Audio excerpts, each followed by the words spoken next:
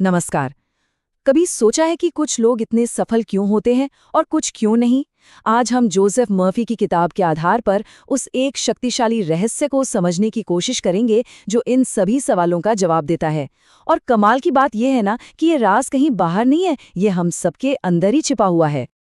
ये सवाल है जो हम सबको कभी न कभी परेशान करते ही हैं।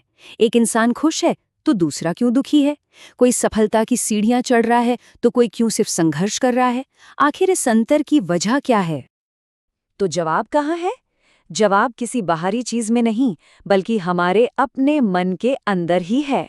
चलिए, इस रहस्य की परतों को एक एक करके खोलते हैं।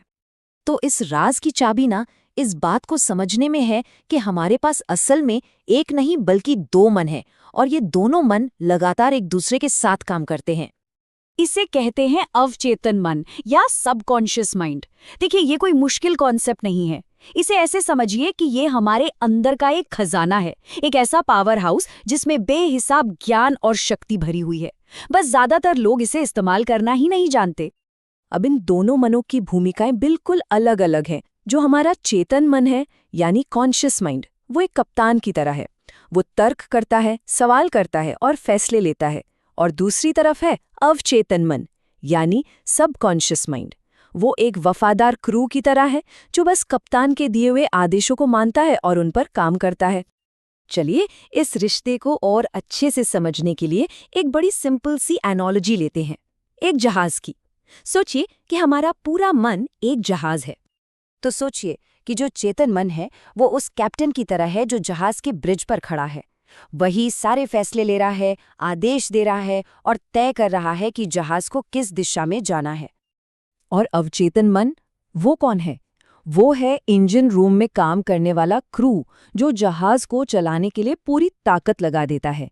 ये क्रू कैप्टन से सवाल जवाब नहीं करता, बस उसके ऑर्डर फॉलो करता है। और पता है, यही यही सबसे क्रूशल बात है। अवचेतन मन चेतन मन के आदेशों पर कोई बहस नहीं करता। अगर कैप्टन कहता है, चलो जहाज को चट्टान से टकरा दो, तो क्रू पूरी ईमानदारी से जहाज को चट्टान की ओर ही ले जाएगा। वो बस दिए गए ऑर्डर को हकीकत में बदल देता है, चाहे वो ऑर्डर अच्छा हो या बुरा। अच्छा, इस बात को समझने का एक और बहुत पावरफुल तरीका है। चलिए अब मन को एक जहाज की जगह एक बगीचे की तरह सोचकर देखते हैं। कल्पना कीजिए कि किसी भी इंसान का जो सबकॉन्शियस माइंड है वो एक बहुत उपजाऊ बगीचे जैसा है, और उसके जो विचार हैं वो बीज हैं जिन्हें वो हर पल जाने अनजाने में बो रहा है। तो इसका मतलब क्या हुआ? मतलब सीधा सा है कि ये बगीचा ये नहीं देखता कि बीज अच्छा है या बुरा, वो बस उसे उगा देता है।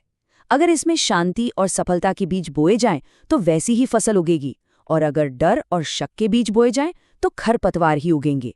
और सबसे बड़ी बात, इस बगीचे का माली कौन है? हर इंसान खुद। अब ये सब सुनने में तो बहुत अच्छा लगता है ना? लेकिन क्या ये सच में काम करता है? चलिए किताब में दी गई एक असल कहानी से इसे समझते हैं। तो हुआ ये कि एक महिला थी, नीना। उन्हें एक बहुत सुंदर और महंगा लेदर का बैग पसंद आ गया।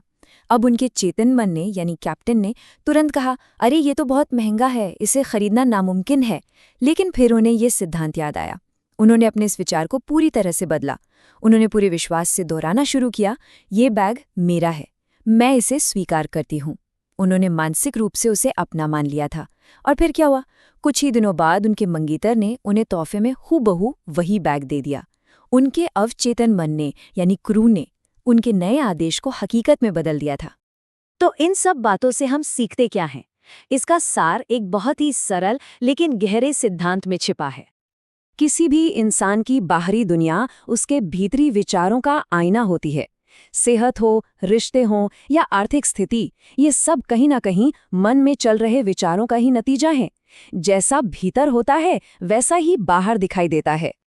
तो सवाल अब ये उठता है, ये जानने के बाद कि हर किसी के पास इतनी बड़ी शक्ति है, तो कोई अपने मन को क्या बनाने का हुक्म देगा? चुनाव पूरी तरह से हर इंसान का अपना है।